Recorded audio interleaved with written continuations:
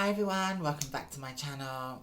So today I wanted to talk about something quite important really, and it's been on my mind to do a video about this for a while, and I was just thinking about the correct way to go about it because I wanted this to be quite a serious video in the fact that I wanted to do a video that's probably been done loads and loads of times before, but I think the more that we keep talking about this, the more people will understand, and if even just one person sees this video and it educates them, then I feel like it's worth doing. So I think it's always worth doing as a trans woman to explain things properly to people who don't understand what a trans person is, and there are still a lot of people who do not really understand it or don't get it or think it's a joke, and I think it's important to try and explain it properly so that it might make someone understand. Now obviously excuse me, obviously none of us can understand what goes on in somebody else's head. Even if we are the same kind of person, we still will never understand somebody else fully because we're not them. We can only identify with other people who have similar lifestyles to us, but none of us can really understand what goes in through the head of somebody else. We never will, and that's all of our kind of private thing that we will have to ourselves. But what I wanted to talk about today is a proper definition of being a transsexual woman, and just to explain it a bit better so that people understand, because there's so many people saying, oh, you're just a gay man. Then there's women saying, you're just trying to pretend to be a woman. You're trying to get female rights when you don't deserve them because you weren't born a woman, and all of those different kind of things. And so I just wanted to kind of explain it, or at least kind of explain how I feel about myself as being a trans woman. Now, as soon as I had any idea of being a person or being alive or anything like that as a small child, I instinctively just knew that I was a girl. I was supposed to be a girl. And I still have a very vivid memory as a child of being in the bath with my sister, and realising that we had different anatomy, and then very quickly realising that we obviously were not the same, because even though I thought we were, once I saw that difference, I realised that we were different. And it wasn't because I was treated different by my parents, because I wasn't. I was very lucky that I was allowed to be completely my own person, and it was never questioned. It was just supported, which as a child growing up is immensely important for everybody to have that from their family. And it's such a shame that not everyone gets that from their parents, that kind of unconditional, unjudgmental love for you to be able to be who you are. And I think it's one of the reasons why I'm still quite a grounded person, because I never had to do anything out of desperation or fear or out of stress, because I was able to, obviously transitioning and being transsexual when you're younger comes with all those things anyway, but I didn't have the added worry of being kicked out or disowned or any of those kind of things. And I think that makes a huge difference growing up anyway, but also growing up trans. Now, the way that I look at this, I was born with this, the way that I think, as feeling like I'm female. I was born that way. It's always been in my head. I've always known that I was supposed to have been a girl. Now obviously I grew up pre-internet and all that kind of stuff, so there was no references for me to identify with somebody and figure out that that's what I was. There was no trans people on telly or anything. I had no point of reference. So for a very long time I kept it to myself, because you just assume that you are the only person that feels this way.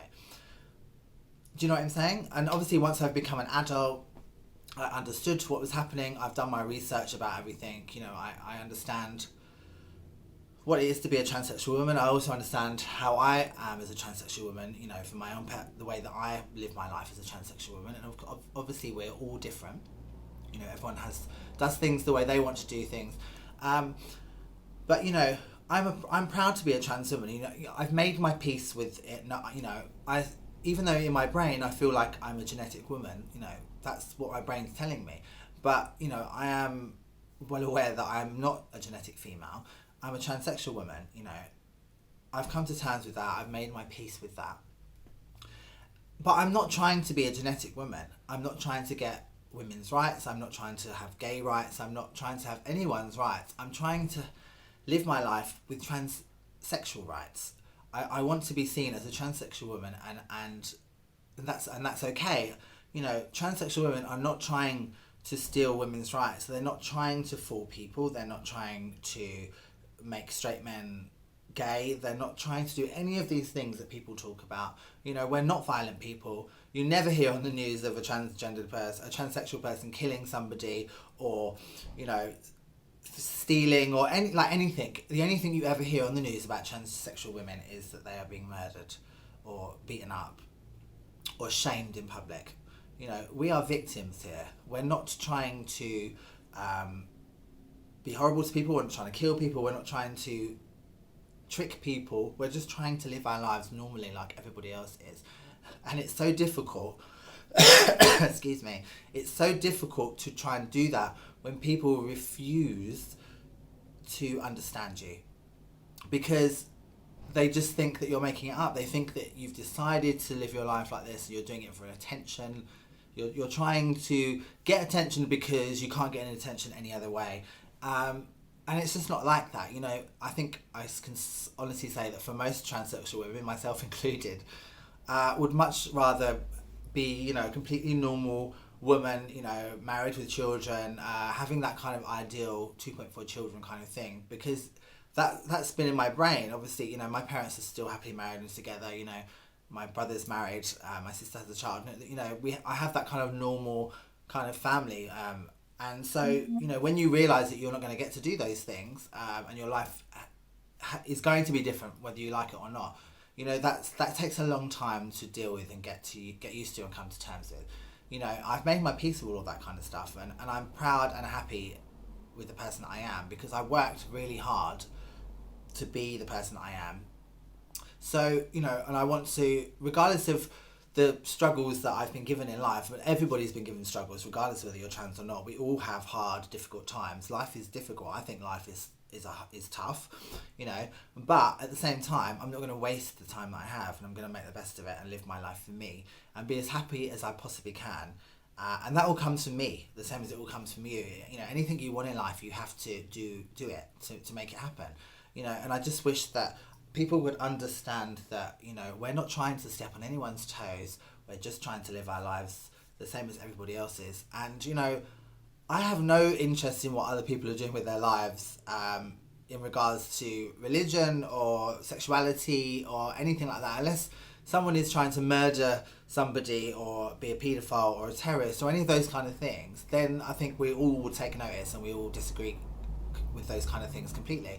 But as far as anything else that anyone else is doing, I really couldn't care less, you know, because it's none of my business. That's their life. It doesn't affect my life, you know. So I really don't understand why people get so upset about what other people are doing with their lives, because it doesn't affect you.